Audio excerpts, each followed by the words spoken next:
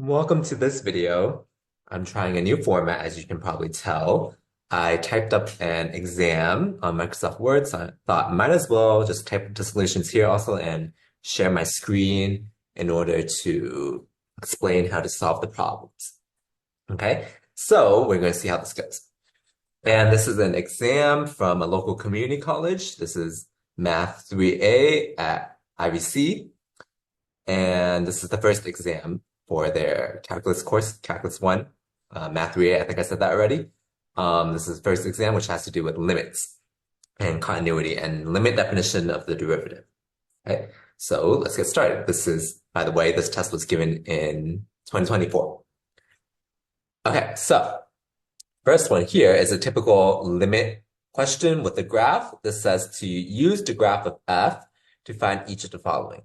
If a limit does not exist, right, D and E does not exist, and explain why it fails to exist. Okay, so we have this graph over here that I recreated from the exam. Okay, so let's go one by one. Limit as x approaches -5 of f of x. Well, as we approach -5, we can see it's continuous there. So as we approach from the left and from the right, it approaches -4. So that's why I wrote -4 there. It's continuous there, so it approaches -4.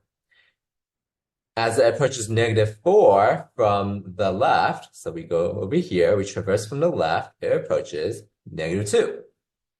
What is f of -4? What is the value of the function at x is -4? Well, we take the filled-in circle up here. So it is a value of 4. And now as x approaches -4 from the right, so we approach from the right, it approaches 4 again. Okay? Now, limit as x approaches -2 of f of x. Well, here's -2, so as we approach from the left, it approaches -infinity. As we approach from the right, it also approaches -infinity. So we say it approaches -infinity. And technically it doesn't exist, so we have to say why it does not exist. It's a vertical asymptote there. When it's a vertical asymptote, the limit does not exist. And that's why we say it's -infinity. We could say, to be a little more precise, it's or give more information rather than does not exist, because we don't know why it doesn't exist. So we can say it approaches -infinity. So it does not exist, but it approaches -infinity. It just grows infinitely in the negative direction. Okay. Now, as x approaches 0, from the left, it approaches 2. From the right, it also approaches 2. So limit from the left equals limit from the right. Two-sided limit would be 2. As x approaches 2 from the left, so here's 2. From the left, it approaches 1. What is f of 2? That is -1. See, this is the filled-in circle, so we take that. Then as x approaches 2 from the right, that's over here, we approach -4. Okay? Those are all those. Now there's some questions about continuity over here. Use the definition of continuity to explain why f has a discontinuity at x is -4. Then classify this discontinuity as removable, infinite, or jump. So x is -4. Let's go back up here. Well, we see that limit from the left does not equal limit from the right. That's what we found here and here. Okay? So the definition of continuity, I just wrote that. It's over here. It's continuous if limit as x approaches -4 of f of x is equal to f of -4. However, we just said that limit as x approaches -4 from the left does not equal to the limit as x approaches -4 from the right. So the limit as x approaches -4, the two-sided limit, does not exist. If it doesn't exist, how can it be equal to f of -4? Impossible. Okay, and this is a jump discontinuity. Okay, it's jump because, well, it jumps from this point up to that point. We can even say it's not infinite because when it's infinite, that's an asymptote. That's not asymptote here. And it's not removable because we can't just place a point back into our domain in order to get it continuous. We can't do that here. It's actually defined up here. So it's continuous from the right, but it's not continuous from the left. So it's a jump discontinuity. And similarly, we have to do the same thing for x is equal to 0. So at x is equal to 0, we see that, well, the limit from the left is equal to the limit from the right, and the limit exists. We found that up here, actually. Actually, we did not find that up. Actually, we did find it up here. It's here, right? But f of 0 does not exist. It's undefined there. It's not in the domain.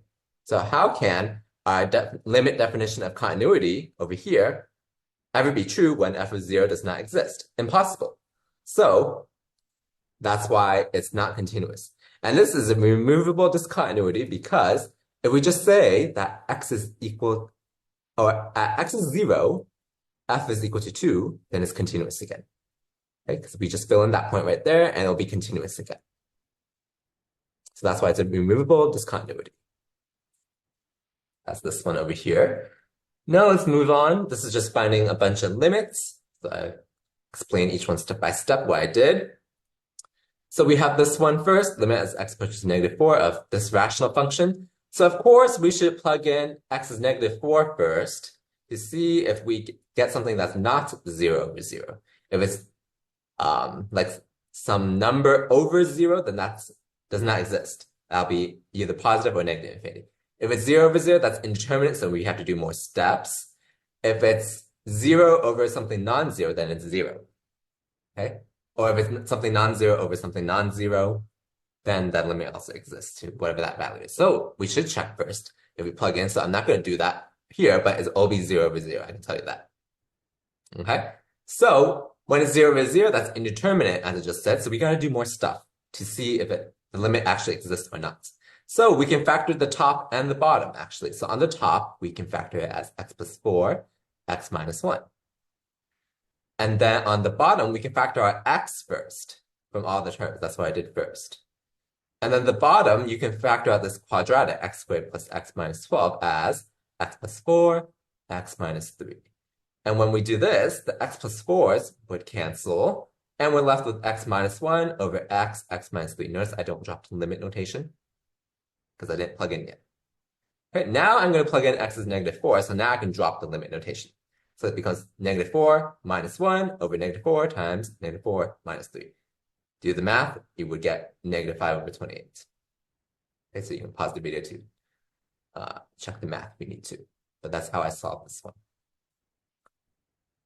Next, if we plug in 0 right away, this one's a lot easier to do. It would be 4 minus 4 on top, which is 0, and 0 on the bottom. 0 is 0, indeterminate. So we got to do something else to check if the limit exists. So I thought, what if we expand this factored form out? So x squared plus 4x plus 4a would expand to. Now when I expand it out, this 4 minus 4 would equal to 0, so it simplifies to x squared plus 4x over x. Notice again, I don't drop the limit notation yet. And I divided through by the x, so it became x plus 4. And again, notice I still have the limit notation here. I didn't take the limit yet. Now I plug in x is 0, so I drop the limit 0 plus 4, which is equal to 4. That's my answer.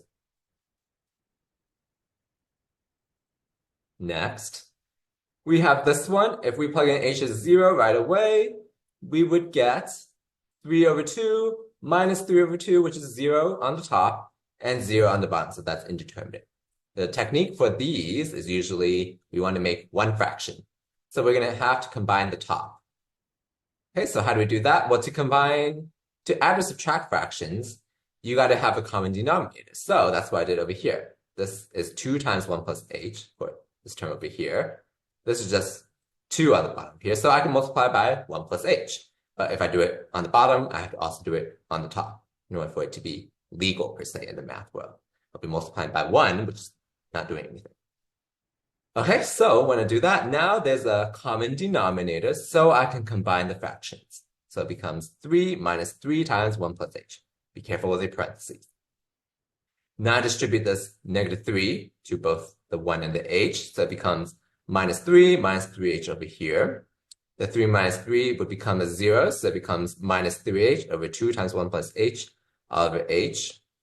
Okay, again, notice I don't drop the limit notation ever because I didn't plug in h as 0 yet. Okay, I'm emphasizing that because notation is important in these first units. Okay, so here, I can move this h up to here because when I divide by h, it's the same thing as multiplying by 1 over h, the reciprocal of h. Okay, so it becomes like this. And now this h and this h would cancel, okay, because h divided by h is 1. So we get minus 3 on top and 2 times 1 plus h on the bottom. Now I can plug in h as 0. So it becomes like this, and the math becomes minus 3 over 2. That's the limit. Okay, let's move on. Here's this one, limit as x approaches 3 of this guy. Okay, so let's quickly plug in 3. We get 9 minus 9 on top, which is 0. On the bottom, we get 3 squared, which is 9. 9 plus 7 is 16. The square root of 16 is 4. 4 minus 4 is 0. So 0 over 0, again, indeterminate. So this one, usually we multiply by the conjugates. That's what I did over here. Okay, why do we do that? Well, things cancel nicely. Not to say cancel, they would become nicer when we multiply the conjugate. The square root would go away in wherever that original guy was from. So the square root would go away on the bottom when we multiply by the conjugate, okay? So the top I left the same, x squared minus 9 square root of x squared plus 7 plus 4. I didn't touch that. But the bottom, if we FOIL everything out, you would just get x squared plus 7 minus 16. As I was saying, the square root should go away. Okay, so I'll let you do the math there if you're not familiar with that. You can do it a little slower, but this is what you should get. And we can simplify the bottom to x squared minus 9. Of course, we want to do that because the x squared minus 9 would cancel with each other, the top and the bottom.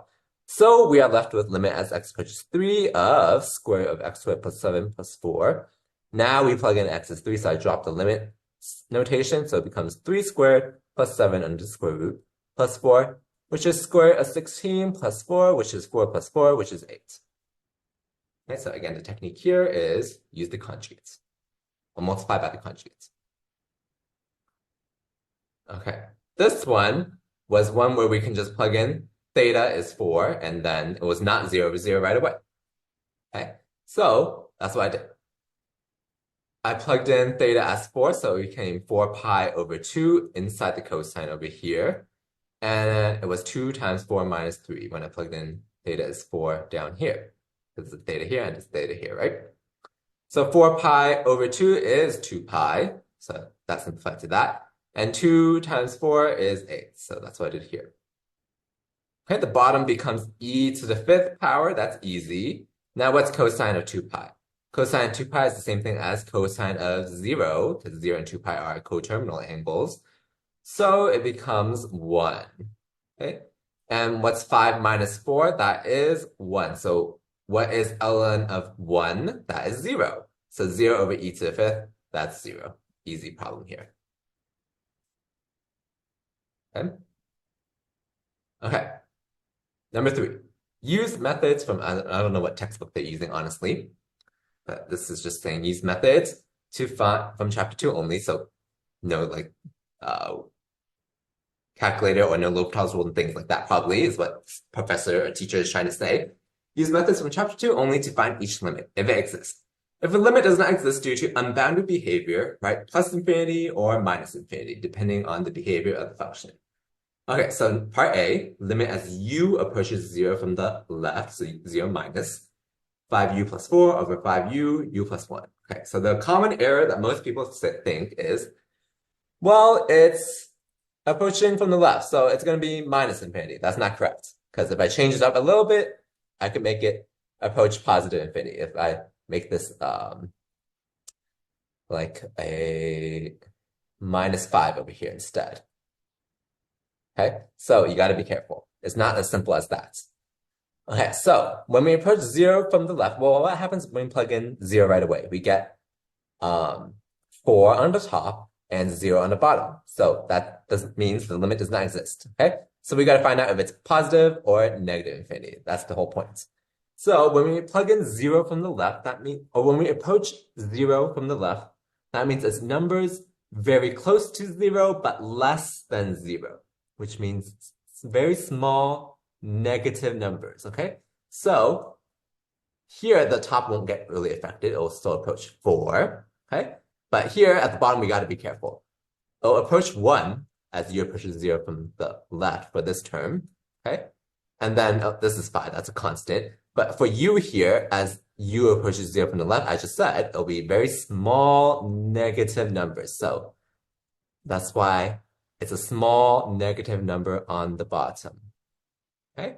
And once again, on the top, it would simply approach 4, okay? Because a small negative number times 5, that'll be small negative number, plus 4, that's really big, so it'll be very close to 4, okay? 5 is constant, so 0 from the left, that's a small negative number, so small negative number times 5 would be a small negative number still, okay?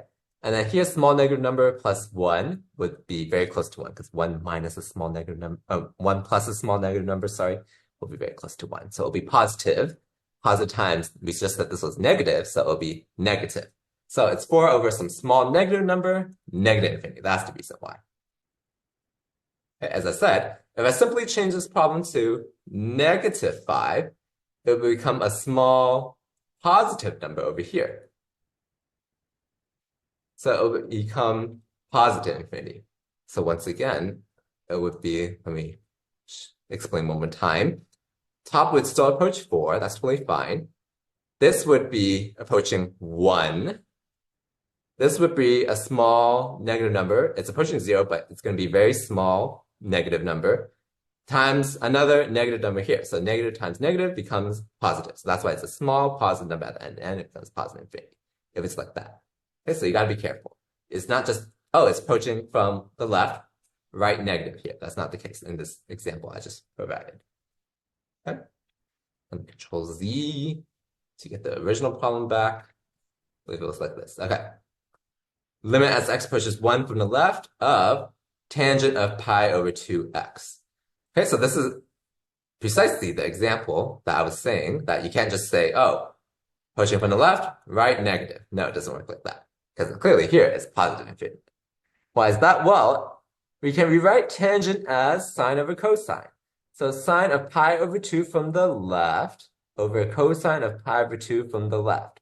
Because when we plug in x is 1 from the left, it's pi over 2 times 1 from the left, so it'll be pi over 2 from the left, okay? Sine of pi over 2, that's very close to 1. Or that is 1 sine of pi over 2, so very close to pi over 2, that'll be very close to 1. Now what about cosine of pi over 2? That's 0, so we have to figure out the sign here. So I put the graph of cosine here. As we approach pi over 2 from the left, so we traverse right here, it's always positive. So it'll be 1 over a small positive number, and it approaches positive infinity as a result. Okay, that's this one. For suppose 5 sine of pi over 6x plus 1 is less than or equal to f of x, which is less than or equal to x squared minus 6x plus 15 for all x. Find limit as x approaches to 3 f of x. Write a complete sentence explaining your answer. Explain your result in terms of a theorem discussed in class. Okay, so clearly this is trying to get you to use the squeeze theorem. So you have to show the limit of this, what it's smaller than, or what it's greater than, and the limit of this, what f is less than. Okay, less than or equal to, and greater than or equal to. Okay, okay. So that's what I did here. So this is limit of this guy over here. Limit as x approaches 3, we take the same limits, x approaches 3 of this function here, as I was saying, 5 sine of pi over 6x plus 1. So we plug in x is 3. That'll be 5 sine 3 pi over 6 plus 1. Sine of 3 pi over 6 is sine of pi over 2, which is 1. So 5 times 1 plus 1, which is 6. Okay, and then I took the limit of this also as x approaches 3. That's what I wrote over here. So that's 3 squared minus 6 times 3 plus 15, which is 9, minus 18 plus 15, okay?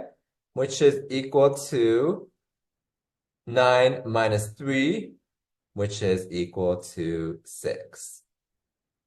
Okay? So, by the squeeze theorem, therefore by the squeeze theorem, since this limit as x approaches, or this guy as x approaches 3 equals 6, and this guy as x approaches 3, the limit was 6. By the squeeze theorem, then the limit as x approaches 3 of f of x is equal to 6.